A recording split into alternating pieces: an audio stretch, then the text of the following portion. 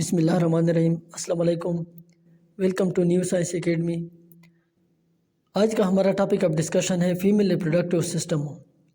Female reproductive system क्या है? Female reproductive system is more complex than that of male, not at produce gamete but her body must prepare to mature develop embryo for a period of approximately 9 months।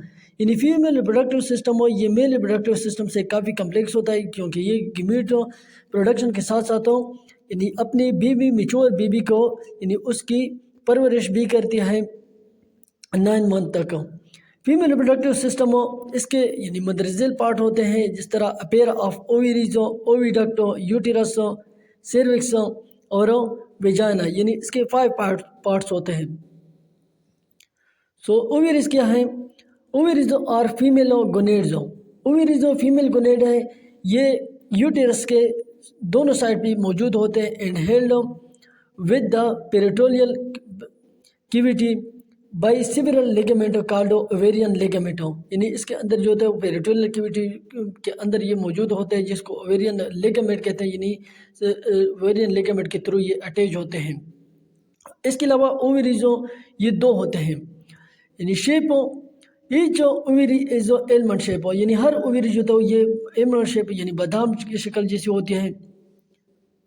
Ovary के अंदर एक टेनी सेक like structure होती है, जिसको ovarian follicle कहते हैं। फिर ओ site ovarian follicle में इमेच्योर एक होते हैं, जिसको ओ साइट कहते हैं। ओव्यूलेशन हर मंथ में एडल्ट यानी हर मंथ एडल्ट वुमेन में एक रप्चर फॉलिकल जो है वो रिलीज करते हैं अपने ओ साइट ओम या एक को। इस रिलीज को क्या कहते हैं? यानी एक के इस रिलीजिंग प्रोसेस को ओव्यूलेशन कहते हैं। यानी ओव्यूलेशन ये वो प्रोसेस है जिसमें एक ओवम से क्या होता है वो रिलीज होती है। फिर कार्पस ल्यूटेम क्या है? The rupture follicle change into modified structure हो। फिर जो रप्चर फॉलिकल होता है वो मॉडिफाइड स्ट्रक्चर में कन्वर्ट होता है, जिसको कार्पस ल्यूटेम कहते हैं। कार्पस ल्यूटेम का मेन फंक्शन क्या है कि ये एस्ट्रोजन प्रोजेस्टेरोन और एस्ट्रोजन हार्मोन को सिक्रीट करते हैं। फिर उसके बाद होता है फॉलिपियन ट्यूब। फॉलिपियन ट्यूब का दूसरा नाम है ओविडक्ट, यानी फॉलिपियन ट्यूब को ओविडक्ट भी कहते हैं।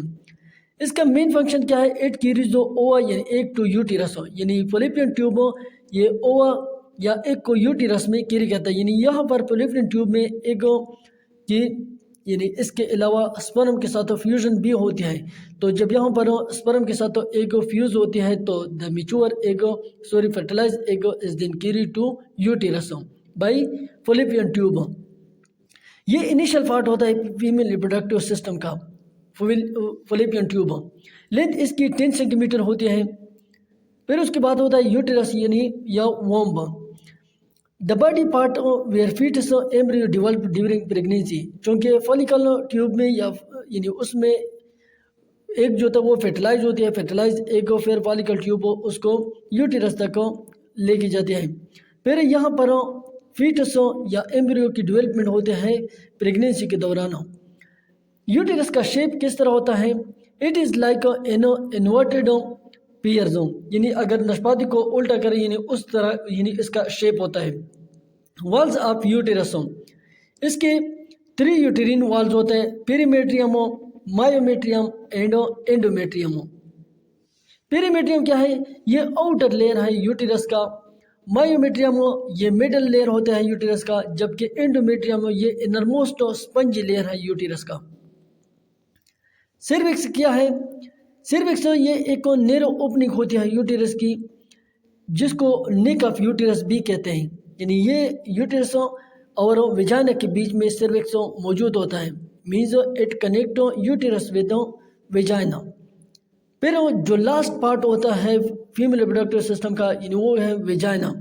ये एक 10 लॉन्ग ट्यूब होते हैं यानी 10 सेंटीमीटर, जो कि सर्विक्स से एक्सटेंड होते हैं एक्सटीरियर बार तक। ये फीमेल कपुलेटरी ऑर्गन है जो कि स्पर्म को रिसीव करते हैं ड्यूरिंग कपुलेशन।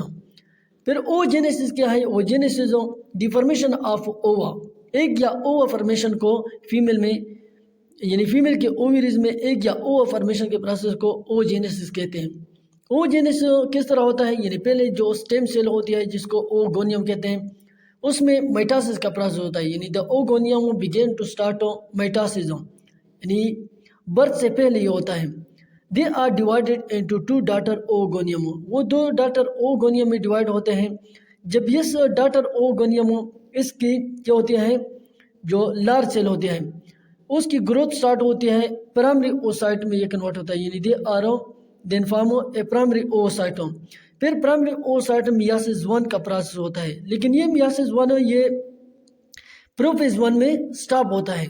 प्रोफेज 1 में स्टॉप होता है मीजो कब तक ये स्टॉप होता है, यानी प्यूबर्टी तक। लेकिन जब वो ये उम्र जो होता है वो प्यूबर्टी बलोगत तक पहुंच जाती है तो प्रोफेज 1 से ये प्रोसेस दोबारा स्टार्ट होता है। दो सेल बनते हैं, इस यानी एक को पोलर फर्स्ट पोलर बॉडी कहते हैं, ये स्मॉल सेल होती है, जबकि जो सेकेंडरी ओसाइट होते हैं ये लार्ज सेल होती हैं। फिर उसके बाद मियासिस 2 यानी the secondary oocyte began to start meiosis 2। लेकिन यहाँ पर मियासिस 2 भी मेटाफेज 2 में मियासिस का प्रोसेस स्टॉप होता है। क्यों स्टॉप होता है? फर्टिलाइजेशन के लिए। ये मतलब वो जब फर्टिलाइजेशन होती है तो दोबारा यानी मियासिस 2 का प्रोसेस मेटाफेज 2 से यानी दोबारा स्टार्ट होता है, जिसमें दो सेल्स बनते हैं, एक को सेकेंडरी पोलर बॉडी कहते हैं और दूसरा जो लार्ज सेल बनती है उसको कहते हैं ओवम। डियर स्टूडेंट, अगर इसमें आप कंफ्यूज है तो यानी आप इस डायग्राम को भी देख सकते हैं, यानी जिस तरह ओगोनियम में मेटासिस का प्रोसेस होता है, यानी लार्ज और स्मॉल सेल इसमें वाज़ेह है कि मियासिस में किस तरह यानी स्मॉल लार्ज सेल बनते हैं, स्मॉल सेल यानी स्मॉल सेल को क्या कहते हैं, लार्ज सेल को क्या कहते हैं, तो इस को भी आप देख सकते हैं। Thank you.